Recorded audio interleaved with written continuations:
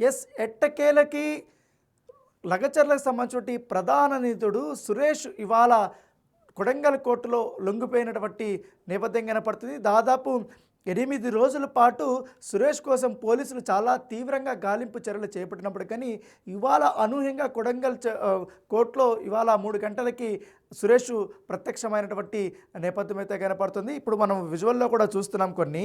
సురేష్కి సంబంధించినటువంటి కేవలం లగచర్ల ఘటన మీదే అతని పేరు తెరపైకి వచ్చిందనేసి అందరూ అనుకున్నారు. కానీ సడన్గా అతనుకున్నటువంటి సినిమా లింకులు కూడా ఇప్పుడు బయటపడినటువంటి నేపథ్యం కనపడుతుంది. గతంలో అతను అతిపెద్ద డైరెక్టర్ల మీద అంతా కూడా వర్క్ చేసినటువంటి అంశం అనేది ఇప్పుడు తెరపైకి వచ్చింది. ముఖ్యంగా కదిలే బొమ్మల కథ సినిమాకి సంబంధించినటువంటి విషయంలో కూడా అక్కడ పనిచేశాడు. దాంతోపాటు కొన్ని యాడ్ ఫిల్మ్స్తో పాటు సీరియల్స్ కూడా అతను పనిచేసినట్టుగా మనకు సమాచారం అందుతుంది. దాంతోపాటు మరికొద్ది రోజులనే ఏకంగా ఒక సినిమాను కూడా రిలీజ్ చేయాలని, సినిమా కూడా అతను తీయాలనే ఉద్దేశంతో కూడా ఉన్నట్టుగా మనకు తెలుస్తుంది. దాంతోపాటు ఇటీవల కాలంలోనే మణికొండకి షిఫ్ట్ అయ్యాడు కాబట్టి మణికొండలో ఇల్లు కొనుక్కున్నాడు. మణికొండలో ఇల్లు కొనుక్కున్న తర్వాత మొత్తం ఎంటైర్ టాప్ లీడర్స్, బీఆర్ఎస్ సంబంధించిన టాప్ లీడర్స్ అంతా కూడా ఆ గృహప్రవేశానికి హాజరైనట్టుగా మనకు సమాచారం అందుతుంది. అయితే లగచర్ల ఘటన జరిగిన తర్వాత 1 గంట లోపలే అతను సిటీ దాటి వెళ్ళిపోయాడు. సిటీ దాటి వెళ్ళిపోయిన తర్వాత మొదటగా బాంబేకి వెళ్ళాడు.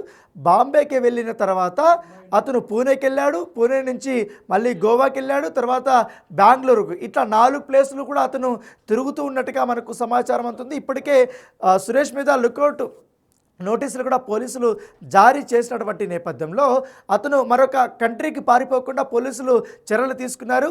ఇంకా చేసేదేమీ లేక అతను పోలీసుల ముందు లొంగిపోయినటువంటి నేపథ్యం అయితే కనపడుతుంది. మనం బిగ్ టీవీ స్క్రీన్ మీద చాలా ఎక్స్క్లూజివ్గా చూస్తున్నాం.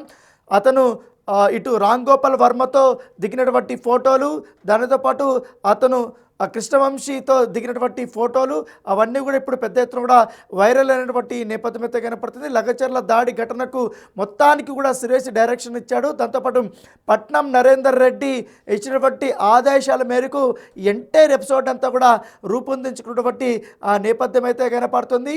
ఎందుకంటే నిన్న చూసాం సురేష్ కోసం దాదాపు 4 బృందాలుగా ఏర్పడి పోలీసులు అన్నీ కూడా వెతికినప్పటికీ కానీ ఫలితం లేకపోయింది. ఇవాళ హైకోర్టు అడ్వకేట్ అయినటువంటి ప్రవీణ్ ఆధ్వర్యంలో కొడంగల్ కోర్టులో అతను లొంగిపోయాడు. లొంగిపోయిన తర్వాత అతని 14 రోజుల పాటు జ్యుడిషియల్ రిమాండ్కి ఈ కోర్టు పంపినటువంటి నేపథ్యంగా పడుతుంది. ఇప్పుడు ఈ నేపథ్యంలో అక్కడ పరిగి జైలు దగ్గర, సబ్ జైలు దగ్గర కొంచెం ఇబ్బందికరమైన పరిస్థితులు ఉంటాయి కాబట్టి అతను లోకల్ వాడు కాబట్టి అక్కడ కాకుండా సంగారెడ్డిలో ఉన్నటువంటి కంది జైలుకి కాసేపట్లో పోలీసులు తరలించబోతున్నట్టుగా మనకు సమాచారం అవుతుంది. దాంతోపాటు ఇప్పటికే డిఎస్పీ శ్రీనివాసరెడ్డి ఇచ్చినటువంటి ఫిర్యాదు మేరకు ఆ రోజు కలెక్టర్ మీద, కడా చైర్మన్ పైన, అలాగే ఇతర గవర్నమెంట్ ఆఫీసర్స్ పైన జరిగినటువంటి దాడిలో ప్రధాన నిందితుడైనటువంటి సురేష్ కాబట్టి ఆ రోడ్ నుంచి పరారీలో ఉన్నాడు. దాంతోపాటు ఇంటర్లింక్గా చాలామందిని ఇప్పటికే అరెస్ట్ చేశారు. వాళ్ళు ఇచ్చినటువంటి ఇన్ఫర్మేషన్ కానీ, వాళ్ళు సురేష్ చేసినటువంటి ప్రోద్బలం కానీ, ఆ ప్రోత్సాహం కానీ, కుట్ర ఎలా చేయాలి, దాడి ఎలా చేయాలి, ఎట్లా మాట్లాడాలి, వీళ్ళన్నీ కూడా డైరెక్షన్ ఇచ్చాడు కాబట్టి అతను చెప్పినట్టుగా చేసినట్టు కొంతమంది ఒప్పుకున్నటువంటి నేపథ్యంలో వాళ్ళందరూ కూడా ఇప్పుడు రిమాండ్ ఖైదీలుగా ఉన్నారు. అయితే ఇవాళ సురేష్తో పాటు మరో 4 కూడా ఇవాళ కోర్టులో లొంగిపోయినట్టుగా మనకు సమాచారం అవుతుంది.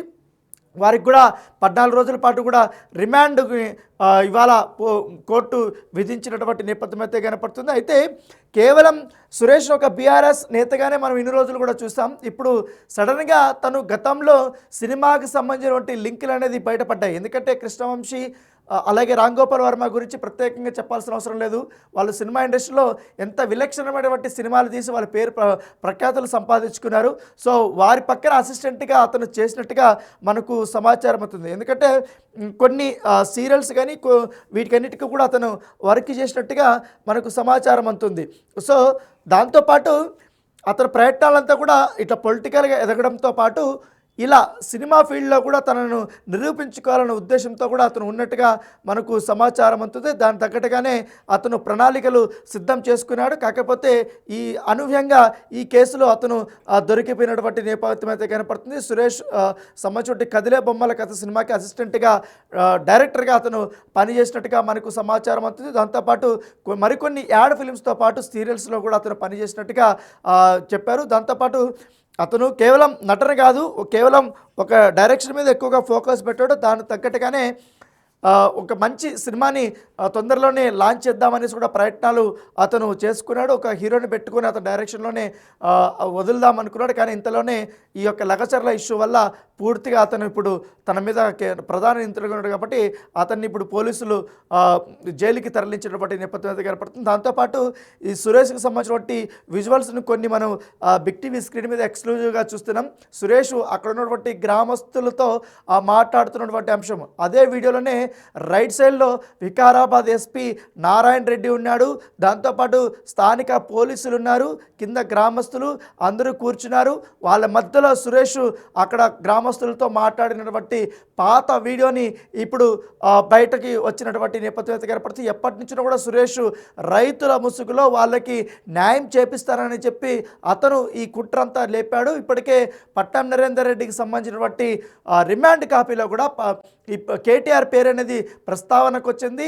ఎందుకంటే వర్కింగ్ ప్రెసిడెంట్గా ఉన్నటువంటి కేటీఆర్ ప్రోద్బలంతోనే పట్నం నరేందర్ రెడ్డి కానీ సురేష్ కానీ ఈ యొక్క ఎంటైర్ ఎపిసోడ్ నుంచి కూడా రూపొందించి ఈ కుట్ర చేశారు, అధికారులను చంపే లక్ష్యంగా కూడా వీళ్ళు పనిచేశారంటూ కూడా దాంట్లో రాసినటువంటి నేపథ్యంలో ఇప్పుడు తాజాగా సురేష్ ఇప్పుడు దొరికాయి కాబట్టి సురేష్ని రేపు పోలీసులు కస్టడీ పిటిషన్ వేయబోతున్నారు, అతన్ని కస్టడీకి కోరబోతున్నారు. దాదాపు 7 రోజుల పాటు కూడా అతన్ని కస్టడీకి తీసుకున్న తర్వాత మొత్తం ఎంటైర్ దీంట్లో ఎలా కుట్ర స్టార్ట్ అయింది, పట్నం నరేందర్ రెడ్డి ఏ విధంగా చెప్పాడు, తను ఏ విధంగా చేశాడు, తర్వాత సంఘటన జరిగిన తర్వాత ఎక్కడెక్కడికి పారిపోయాడు, ఏమేమి చేశాడో అతనికి సహకరించినటువంటి వ్యక్తుల కోసం మొత్తం పోలీసులు సంబంధించిన అంశం కూడా చెప్పే అవకాశం ఉన్నట్టుగా మనకు సమాచారం అవుతుంది. దాంతోపాటు ఇప్పటి వరకు సురేష్ ఇప్పుడు దొరికాడు కాబట్టి రేపు పట్నం నరేందర్ రెడ్డి సంబంధించిన కస్టడీ పిటిషన్ రాబోతుంది. దాంతోపాటు సురేష్ రాబోతుంది, రాఘవేందర్ రాబోతుంది, ఇంకా విశాల్ రాబోతుంది, ఇంకా కొంతమంది ఉన్నారు కాబట్టి వాళ్ళందరినీ కూడా కస్టడీలోకి తీసుకుంటే మొత్తం ఈ కేసులో అసలు బాస్ ఎవరు అనేది బయటపడే అవకాశం ఉన్నట్టుగా పోలీసులు భావిస్తున్నారు.